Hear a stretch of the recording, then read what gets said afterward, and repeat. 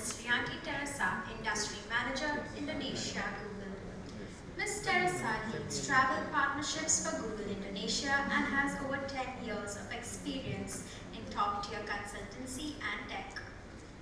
She specializes in analyzing market dynamics, forecasting industry shifts, identifying untapped opportunities, and developing tailored solutions to drive client success in the competitive travel landscape. In conversation with Ms. Teresa, we have Mr. Santosh Kumar, Country Head, Indian Subcontinental and Indonesia Booking.com. Mr. Kumar plays a crucial role in driving business growth, strategy and operations across one of the most dynamic regions for the company. As a seasoned leader, he brings over a decade of leadership experience from the travel and hospitality industry. Please give them a warm welcome.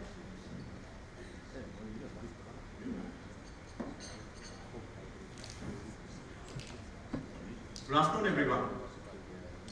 It's a pleasure to be here in Bali, and I really appreciate the opportunity to learn and exchange from all of you. My name is Santosh Kumar. I'm the country head for the Indian subcontinent and Indonesia at Booking.com. Over the next 45 minutes or so, Rianti from Google and I are sort of, going to go back and forth a little bit, talking about various travel trends across Asia Pacific, and specifically also in Indonesia. For me specifically, over the next 10 minutes or so, I wanted to touch upon a little bit about what we do at Booking.com, because I'm sure we have a lot of partners in the room, and I'm sure all of you are familiar with what we do at Booking. But behind the scenes, what are we doing behind the scenes in a few key areas is what I wanted to spend some time on. And there were really three areas that I wanted to get into, right? Number one is, what are we doing to drive incremental demand for our partners? And what are some of the game-changing strategies that we're using there, especially in today's dynamic world, in terms of what are we doing when it comes to the media side, both in terms of digital marketing as well as brand marketing. That's one aspect. This is all about putting travelers on our website and app, and therefore creating this two-sided marketplace that we have, right? Which has partners like you on one side, and we have travelers on the other side. But it's also very important that I speak with you about what are we doing for partners as well, in order to continually improve the partner experience that you have with us on our interface, and also when you speak with guests directly, right? So that's the second piece of what I want to touch upon. And finally, the third piece is the innovations. We've heard a lot yesterday and today in terms of what are some of the big new innovations that are coming, especially when it comes to AI. I wanted to touch upon more the consumer side of artificial intelligence. And why am I talking about the consumer side is because what we have seen from our experience is that operating a two-sided marketplace, when you start to double down on one side of the marketplace, the other side starts to benefit as well as a direct result. Right? So those are the three things that I want to get into. So let's dive in. So talking about demand, it is all about being at the right place at the right time. And today at Booking, we are continually investing billions of dollars when it comes to digital and brand marketing. And when you look at media consumption, I wanted to give you a little bit of a perspective here.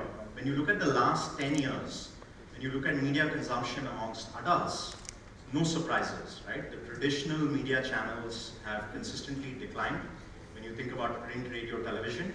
And on the other hand, online video and social media have gone up significantly. And on average today, an adult globally is spending 2 hours and 23 minutes on social media on a daily basis. And it's safe to say that when you break it up by demographic, especially when you're looking at Gen Z and millennials, probably that number looks far greater. And Gen Z would be ages between 12 to 27. Right? And social media is the new search engine.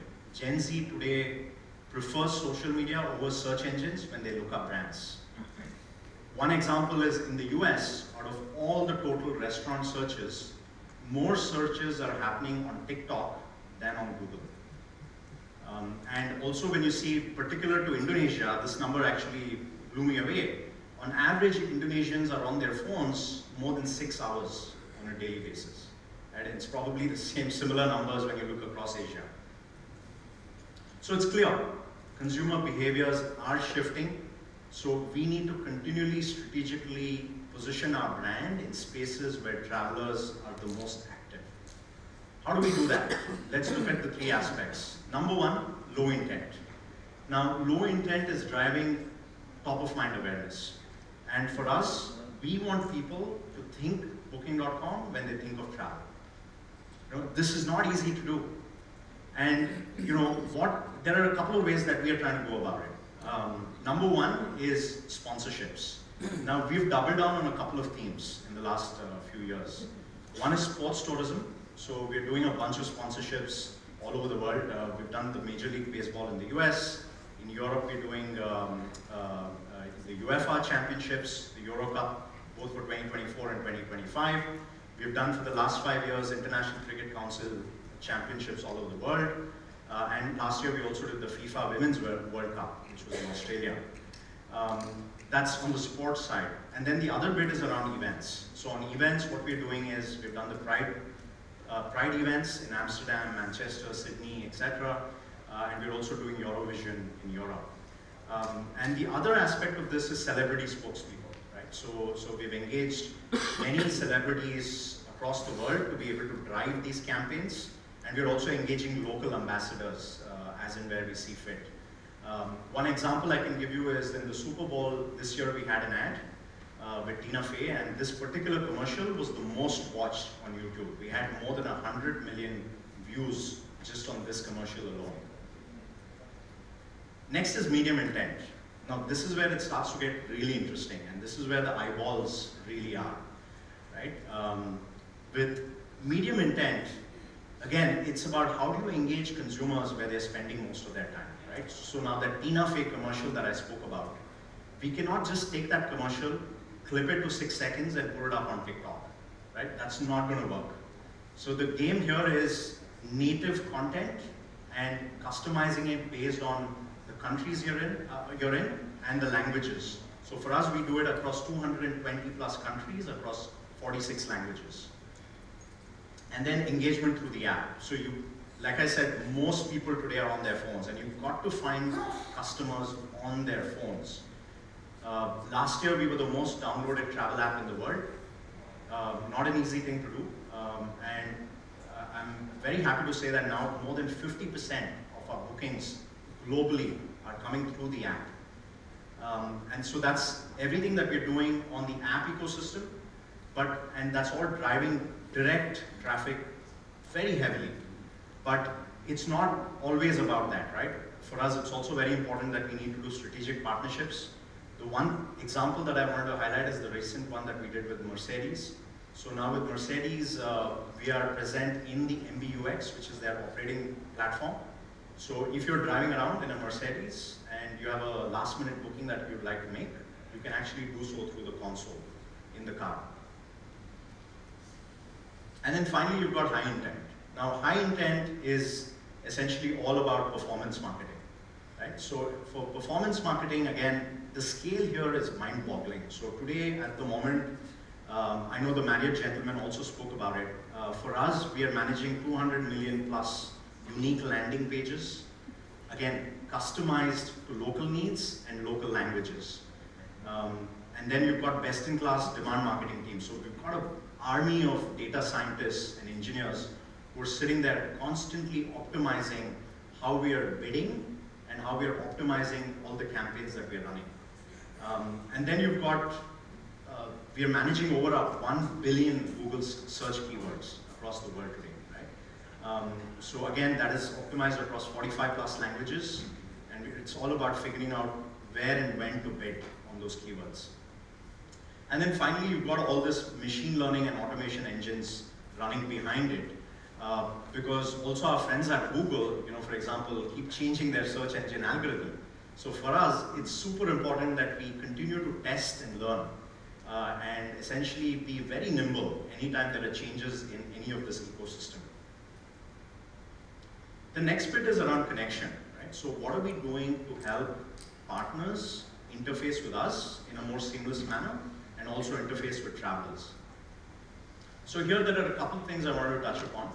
One is when it comes to cyber security. Now in the last couple of years, there's been an increased emergence of threats when it comes to digital commerce transactions. And like many other parties, we've been hit as well. Our partners have been hit very significantly. And this is something where we are continually introducing safeguarding, putting in more safeguards around all of the measures around the extranet and also about how you communicate with guests. A couple of examples that I wanted to point out is, for example, on the messaging platform, now we have white labels where we restrict the URLs and the email addresses that properties are verified and can share with guests directly. And the other one is around multi-factor authentication. So this is again based on how you access the extranet, limiting the number of logins, securing it in a very seamless way, etc. So this is an area that continues to evolve very rapidly. And then the other bit that I wanted to touch on is payments by booking. Now globally, today we process 50% of the transactions that come through us. We act as the merchant. So it's travelers who are paying us, and then we settle it back with the partner. And this is a number that continues to grow because partners are finding that this is a very secure way of managing business with us, because there are 3 or 4 things that we are providing back. One is access to a much wider base of travelers, because we are allowing travelers to pay in the currency they prefer and also across various modes of payment. Next is giving more control back to the partner. Now partners are able to tell us when they prefer the traveler to pay them directly or when they prefer the payment to go through us. And essentially there's a greater amount of control, especially when it comes to prepaid bookings. Prepaid bookings are much more secure in this world because you're getting guaranteed payment that is coming through us. It's also resulting in much reduced workload on the property side because we're able to manage all of the chargebacks, disputes, etc. that are resulting from this particular transaction. And second, the staff at the hotel really does not need to check anymore if the credit card is valid, if the guest is going to show up, etc. We take care of all of that for the property. And this is going to get rolled out in more countries, including in Indonesia, where we already have payments. We'll be evolving it even more in the quarter to come. And the final bit that I have is around innovations. Now here, in terms of innovations, focusing specifically on AI. For us, AI is not new. We've been doing it for over a decade. We've done it in areas like language processing, content management, fraud control, etc. But now it's on the consumer side, so it's suddenly become very sexy, right? Because also you've got GenAI, which has suddenly come in the last 18 months or so. And here there are 3 pieces. One is understanding customer intent. So this is around, for example, let's say you're looking for a villa in Bali that has a private pool and a gym, right? So how do you match that property with what the customer is looking for? Second thing is content enhancement. This is in the same example that I shared. So let's say in the traditional search, you put in a villa with a pool and a gym, and you would get maybe hundreds of results. But now with AI, you can actually personalize the results such that the pool or the gym becomes the hero image in the listing, in the search listing that's coming up. Right? So it's helping the properties convert a lot better. And the final piece is human-like interaction. So here, this is the conversational chatbot.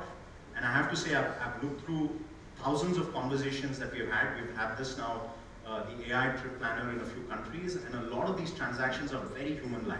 So people are putting in pleases and thank yous when they're actually having a conversation with the chatbot. So this is something that continues to evolve very significantly. The AI trip planner that we have now is present in 3 countries.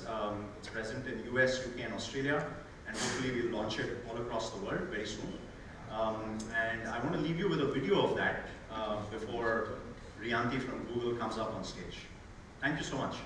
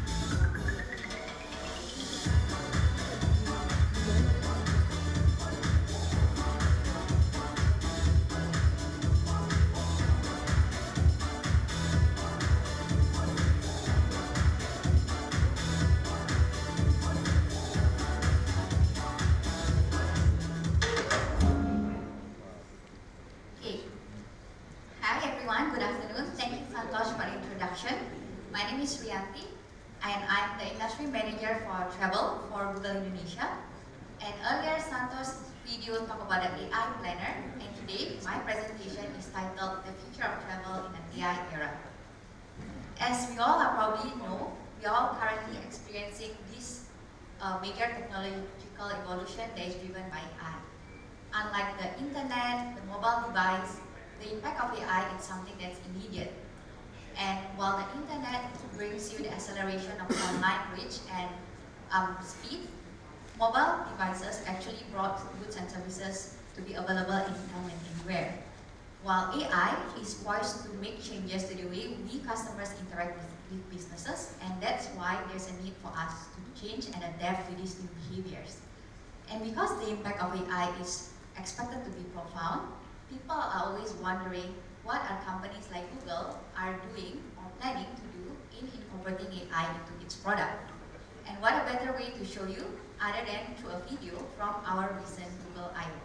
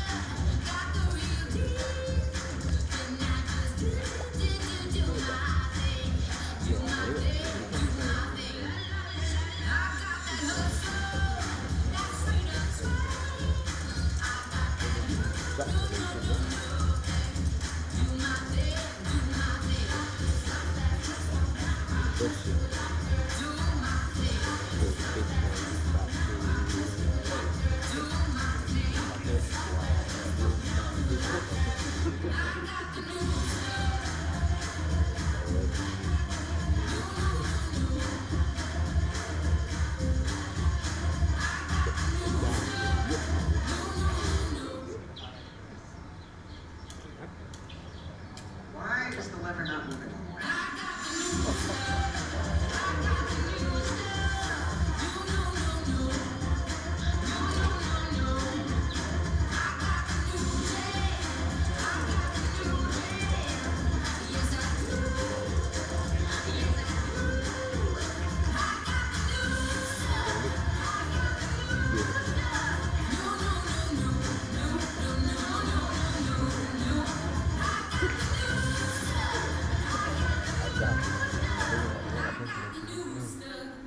Right.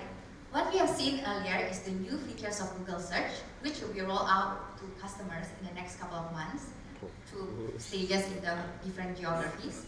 And what you can already see is that there will be changes in the way we access and deal with information, and that's going to impact the travel industry and all industry players here.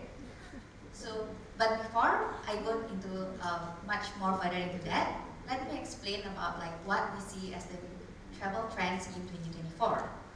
We see 2024 as an inflection point. First, there's a rise of bleisure travel, whereby people are combining business travel with leisure activities, as travelers want to maximize their time away from home. There is also a rise in wellness travel and also slow tourism. And of course, people and travelers are embedding more and more of digital means into their planning journey, into their travel purchase, as well as asking for on-the-go assistance. If we look in travel trends as proxied by search volume globally, we see that we are in a new era of stability. This data is from Google Travel Search, looking at the global travel demand on a year-on-year basis. We see that after a few turbulent years of COVID lockdown, restriction, and a surge of revenge travel, we are finally seeing that the travel industry is finding its footing. Such trend is showing that the year-over-year growth is stabilizing, and we are seeing a consistent positive growth in both travel international and travel domestic. And what this means for all of us here is that this is an era of stability, seasonality is back, and now we can plan and forecast again. And this is the return to the normal that we all have been craving for, and for some, it's no longer a dream to have someone booking a trip 255 days in advance. Now, when we first opened our Google Indonesia office in 2012, we have a clear vision of providing products and programs that are useful for Indonesians. And I want to share one of the tools that we have created to help the travel players and travel industry to help plan and forecast and strategize for your business. This tool, in case some of you have not seen this is actually a free, publicly available Google tool called Destination Insights with Google. You can access this through the link here or by searching Destination Insights with Google on the search bar. What this tool does is actually it consolidates and aggregates all the travel-related searches in that specific user country and present it in a bite-sized, easily understandable format that can help you to strategize your business. So some of the filters that you can play around is you can choose the origin country and destination country. You can choose the travel type, be it domestic or international, the category that you want, be it air or accommodation, and the date range that you want. And this tool is also available in multiple languages, including Bahasa. So what do you see from this tool? The first insight that you see is the travel demand over time. So as proxied by search volume. So when you see that the search volume goes up or indication of travel interest goes up, you can expect that more demand is coming your way. And if you're planning for seasonality, such as end of year or Lebaran, when you want to know at which week does the accommodation interest starting to go up, you can change the date to be last year's seasonality and download the data. So for example, for end of year, last year we see that demand for hotels starting to increase in last week of November. And for Lebaran, we actually see increase in fasting week 3 and the Lebaran week itself. Another thing that this tool can tell you, it's also where do the customers from that specific country want to go. In this example, as Indonesia domestic, we see that Jakarta, Bandung, Jogja are the top destinations. That means they are the most highly searched in terms of volume. As well as this also tells you the trending destinations. So which cities are rising in terms of growth. And here you can use this data to curate the type of hotels that you are offering your promotion materials. And lastly, before I move on to the Fireside Chat, it's like sometimes I also get a lot of these questions of where the inbound travelers come from. So in this example, I'll set the origin country as worldwide, going into Indonesia. And from here, I see that the majority of the source market, they are looking for Indonesia hotels, are Australia is number 1, and India. What can you do with this data? First, you can curate your marketing materials to target the people from this source market, as well as maybe you can work with tour operators who are working to target the groups from this new source market. Or you might want to change your offering to include based on the culture. For example, like you know Indians, majority of them are vegetarians, so you might want to start offering vegetarian food in your meal offerings, which I have in the 2 restaurants that I've been here, all of them has offered Indian food. Yeah, that is my last slide for today. However, you have heard Santosh and I present about the future of travel, and there are some interesting overlaps there. So we will now segue into a fireside chat to dig deeper into some of those questions. And now I'll invite Santosh back on stage.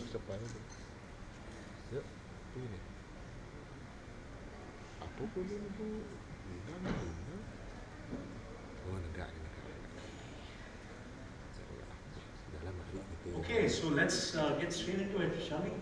Yeah. Okay, so look, I think APAC clearly the most interesting region to be in. There's a lot of diversity here. We see it in our business as well, that the growth across all the 3 regions, APAC continues to grow at a much faster clip compared to Europe and Americas. Now, we know that the diversity in APAC is extremely unique. And let's speak a little bit about that, right? When we come to the APAC traveler, it's very hard to have a homogeneous kind of approach. So therefore, what are some of the specific needs and desires of the APAC traveler today? And how can we here, as a group, how can we cater to them more effectively? Well, first of all, I think APAC is a significant source of travel demand. If we look at the overall travel demand as proxied by search volume, and we cut by the top 20% of the origin country, APAC actually make up 25% of that. And 2 of the APAC countries, India and Japan, are actually picking up the top, are among the top 5 in terms of the top 5 global source market. So that shows you the importance of APAC itself as a contributor to travel demand. And secondly, when I talked earlier that we are in this new era of stable growth, whereby the global travel demand is growing at a single digit, but stable and consistent. We see that the picture is rosier in the APAC area, because if you see here, the online travel gross bookings, we look at the US projected growth, my focus right, it's only expected to grow at 5% CAGR to 2025. Whereas for APAC, that's a 20% growth, so that's like 4 times faster. And of course, some of the drivers to that has been mentioned yesterday in the panel, whereby there's a rise in middle class, there's also a rise in online penetration in APAC itself. And I think most of us here also ask about, can I target APAC travelers as a singularity? But I think this is the misconception here, whereby APAC travelers are of various intent and they behave differently. Even by just looking at the top destinations that these APAC travelers go to, you are already seeing some differences. Like for Indonesians, most of them will travel domestically first. Whereas for countries like Malaysia and Thailand, international travel actually make a big part of it. So in fact, among the Thais, as from my previous experience working with the travel industry players there, they mentioned that if you are a first-time traveler, you already aim for something that's beyond the region. So it's like you want to go to Tokyo as a destination instead of, let's say, Vietnam. So that will also indicates of like how much is the APB differences in these markets. And lastly, from Google, we also see these emerging trends among the APAC travelers. So first, business travel remains a priority. There's this term called APAC Travel Business Card, which is basically a short-term visa in a way when you want to go for a short-term business trip. That has risen by 57%. Santos also mentioned earlier about there are changes in the way new travelers are behaving because they are mostly younger generation, that videos is playing a more important role. They are no longer just looking to search and expect a few blue links to come out, but they are looking for something that is more visual, inspiring video content that can help influence their destination choice. And the last thing that we see as one of the trends is that how travelers are looking to build deeper connections in the area that they go to by seeking local traditions and exchange. So one of the trends that we see is this thing called slow travel or slow tourism. This means a person will go to a particular place and deliberately spend their time to take in the surroundings. So if you're offering things like local food tours or batik fine art, that's something that's increasingly popular in your respective markets. Now, let's go over to you, Santosh. What do you see? Yeah, I mean, I think for us it's very consistent. When we think about travel sentiment as a whole, the APAC markets continue to display very high levels of positive sentiment when it comes to travel in 2024 and beyond.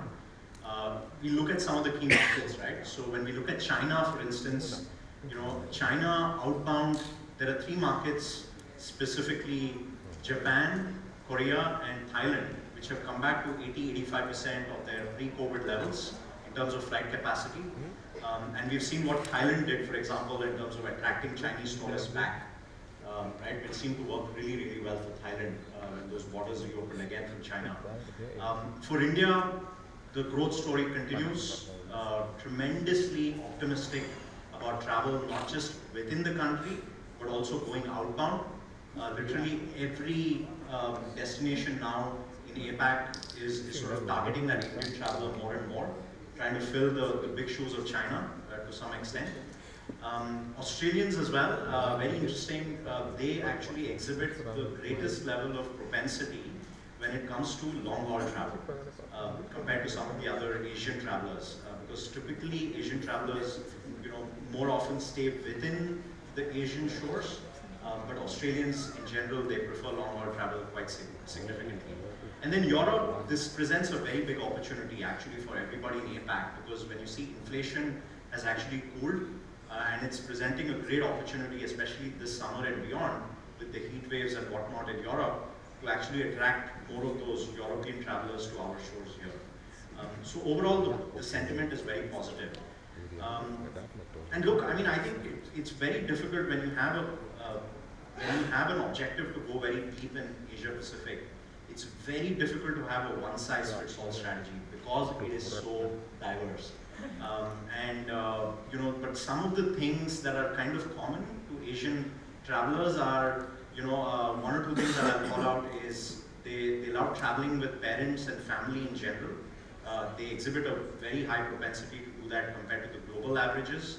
And also, they tend to also book, depending on the country, of course, they tend to book, you know, the booking windows are shorter compared to some of the European travelers, especially, who are planning way more in advance, especially with their medium and long haul travels.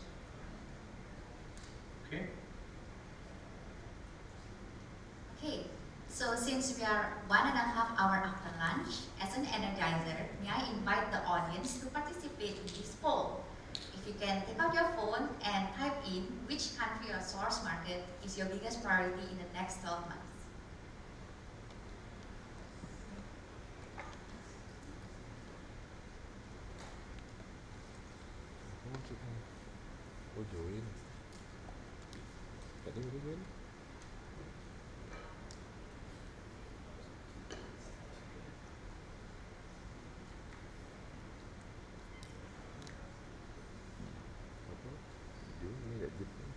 Can we see the word cloud somewhere?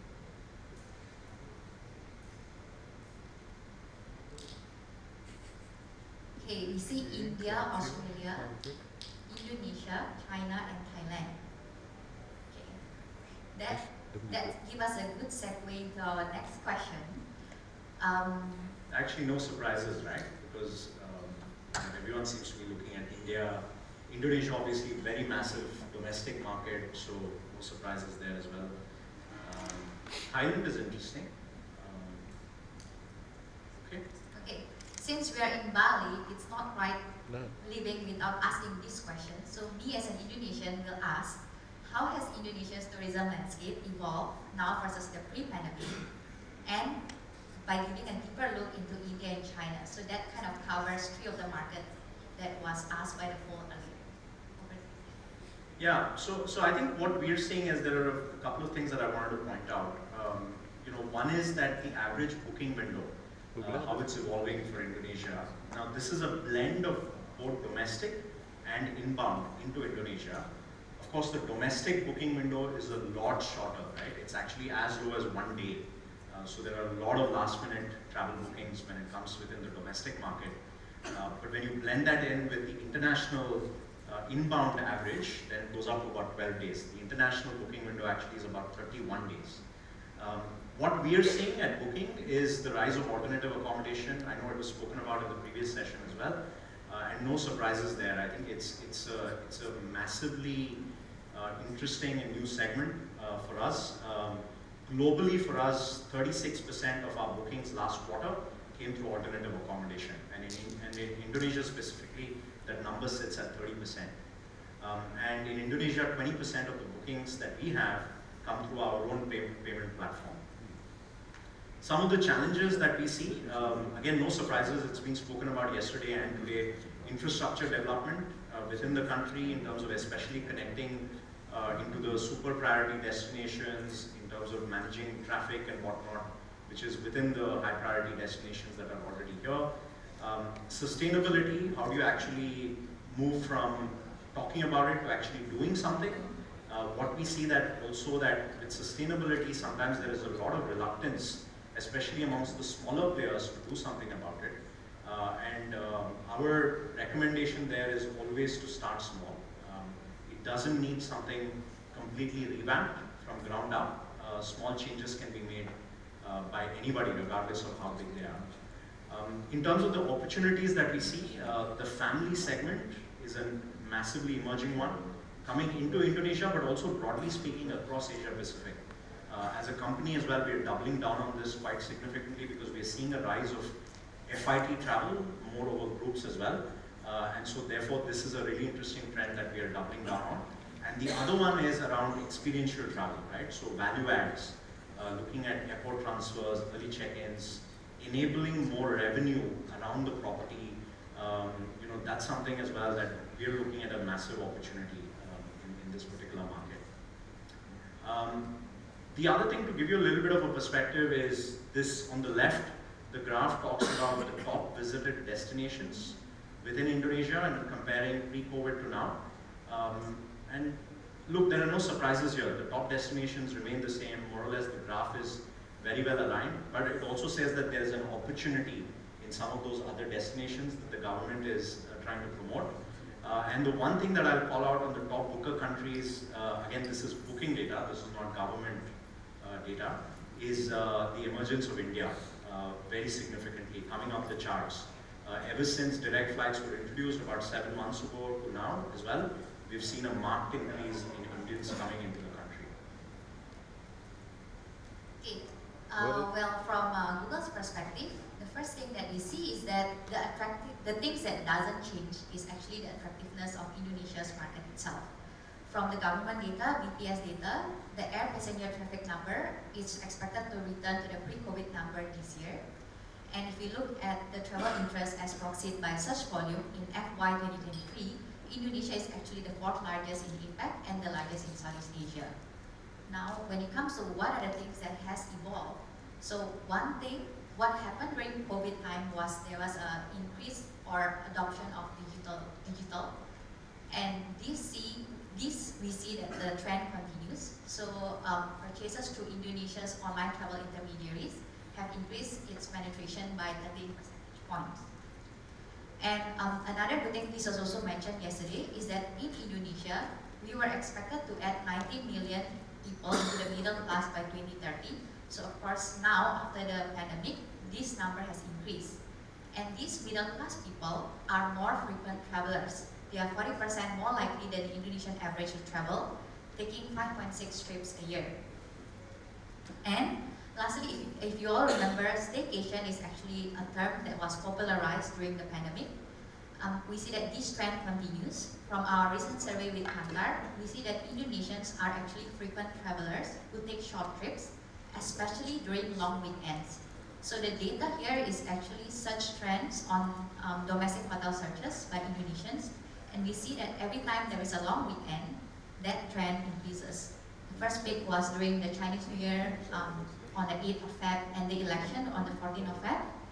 And it also increases again in the 2 long weekends of May, which is, that was a surprise for us because typically after the Lebaran, which happens in April, that's a low peak. But this year, this has shown an increase again. So that shows about like how Indonesians' behavior are more accustomed to taking a short staycation stay. Now, we mentioned earlier that we want to deep dive into India. Right on to what Santosh said earlier about the rise of Indian travelers. We see there is a steep rise of international travel coming from India. This is the travel-related search volume from Source Market India. It has increased by 72% from 2019 and by 24% from 2022. And interestingly, even for Indians searching for Indonesia accommodation, in May, the number is twice as high as in January 24. And that's also attributed to the factors by, like, the direct flights that's coming from India to Bali. So, yeah, and to China. Yeah, and I wanted to say also for India a couple of other things, right? One is that there is a very high inclination for Indians to travel for events. They tend to do this more and more now, whether it is weddings, whether it is concerts, sports events, etc. And also their influence from social media and OTT is very high. F&B is another massive one. Last year we put out a report on how India travels. We're putting out another edition in a couple of months. And F&B is a massive one. This is more of a personal opinion than any data-backed fact. I have to say that when it comes to quality of food, I know a lot of hoteliers here are now introducing Indian cuisine in their menus, but quality-wise it's still not up there, right? When you compare with, for example, Chinese cuisine. So I think there's some ways to go in terms of fine-tuning the efforts to target Indian travelers. and massive opportunities there as well. In terms of China, China has a lot of pent-up demand, a lot of money that's probably available in terms of disposable income at the moment from 4 years of not traveling a lot overseas. So therefore the value for money that they exhibit is far lower than some of the other global markets. And also their sort of inclination to travel in general, when it compares to other global travelers in terms of local food, safety, etc., is also on the lower side. When it comes to amenities, this is what we are seeing Chinese travelers tell us. They're saying 24-hour check-in is a must. Having a restaurant in the hotel is absolutely very important. They really look for tourist information, concierges, and also room service. Again, this one is also very consistent with what Indian travelers want. They love that room service. They love that in-house restaurant. Very unlike the experience that you have when you're traveling in Europe or the US. Okay, this is the second poll question that we have. This one is specific to artificial intelligence adoption. So please, if I can request all of you to pick up your phones and quickly tell us where are you at the moment with your AI adoption.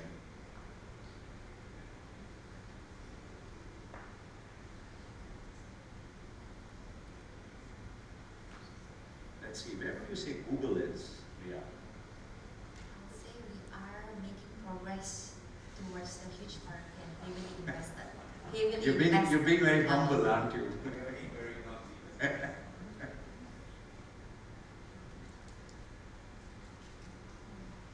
Okay, quite a few early stage. Let's give it maybe 5 more seconds. Not a priority, interesting, 25%. This is actually in line with what the presentation earlier. Majority of travel companies still adopting AI in early stage. Typically is on the chatbot angle. Yeah. Very interesting. So about 25% say it's not a priority. The majority of you are saying either early stage, and some of you are saying very, very heavily invested. Great to see. Okay. So, which leads me into the last final question. What can hoteliers and travel players do at the moment to capture this rising tide of travel? Yeah, why don't you tell us? Right, so from my perspective, I think as travel players, we have to meet travelers halfway by providing essentially the inspiration and information we seek. If the customers are looking for visual video contents, then ideally include that in your marketing plan and observe the trends and see what are the things that is rising right now and provide that to your customers. And I'm big from Google, I have to sell this, but basically we encourage travel brands to adopt AI-powered solutions. At Google, we have developed a lot of AI-powered advertising solutions that will help you to bring the right message to the right customer at the right time in the right format, and we have simplified it in the single campaigns that is easily used. So yeah.